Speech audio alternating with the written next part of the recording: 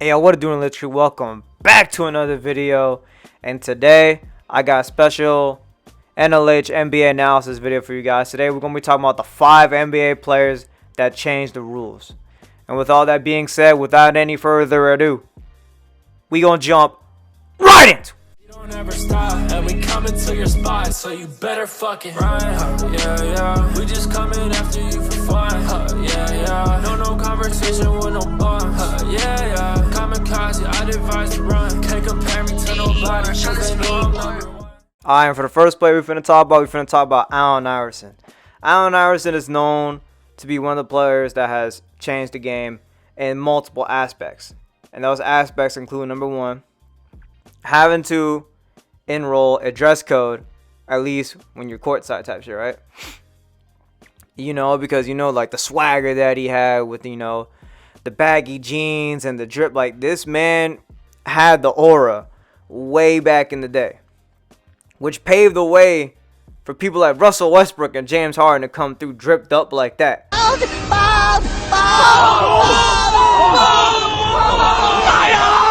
Because he was really like that. Like, David Stern really implemented a fucking dress code just because of what Allen Iverson was doing. But that's off the court.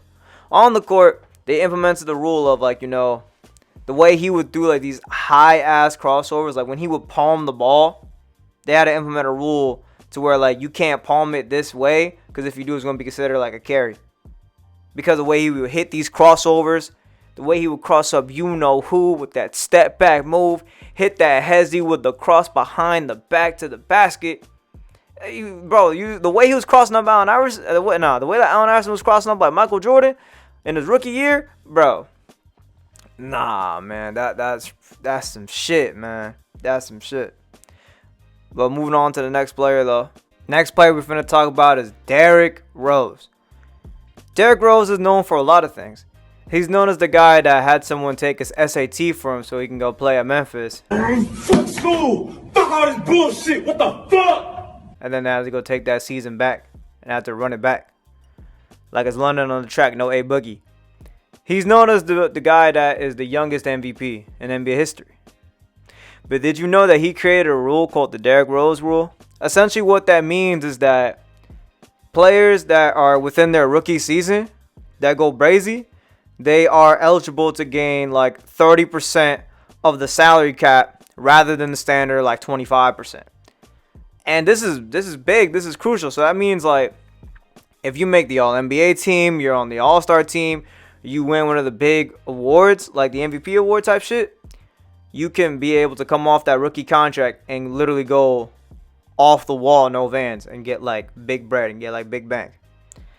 And this plays a factor because I remember this was a few years back. I think this was like, what was this? Like 14, 15 when Anthony Davis was coming off of his rookie contract. If he didn't make the All-Star team, he was going to lose out on like $15 to $20 million. Just because if he didn't have made an All-Star team. All because of Derrick Rose rule that's currently in place.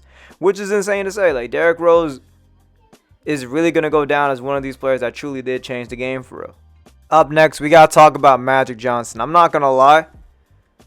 For what it's worth, I understand why the rule is in place. I understand why it has to happen, but I don't know. It's rather weird. So basically the rule is that whenever there's blood on the court, or whenever like you get a cut on the court and it's visible blood on the court, you got to get out the game. Or like the play has to stop like right away. Like, no question about it. And I understand it because he had the whole HIV virus and all the other shit. But, like, damn.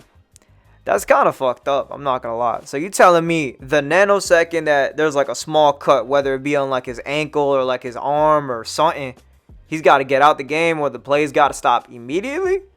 Like, yo, that's crazy. But I understand the whole epidemic with the HIV thing. Even Karl Malone was like, I mean, the fans could be cool with Magic Johnson coming back into the league, but I'm not cool with it. I don't want to be around somebody like that. That is just wild. That's just fucking crazy, man. On to the next one, though. Talk about Charles Barkley, the mound round, the rebound. The man that went on a fender bender. That boy went on a hunger bender to not get drafted by the Sixers and still got drafted by the Sixers anyway. But anyway, anywhoosies. The rule that he ended up implementing is the 5-second back to the basket rule. Now, I know what you're thinking. How the hell is a 6'6", 6'7", however tall power forward he was dominating back then and going off and going to the finals somehow, facing Jordan when he was playing for the Suns?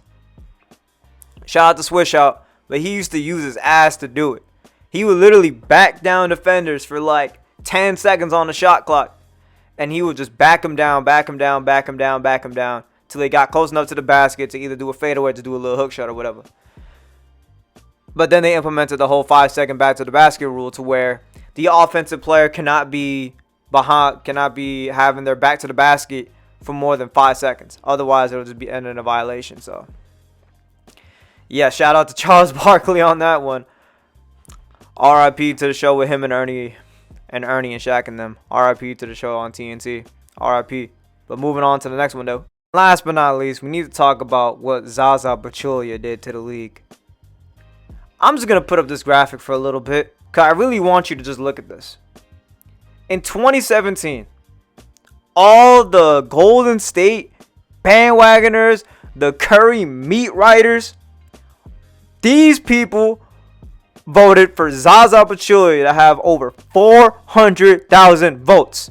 He had more votes than Kawhi Leonard, bruh. The Golden State meat writers were over here just going off for Zaza Pachulia.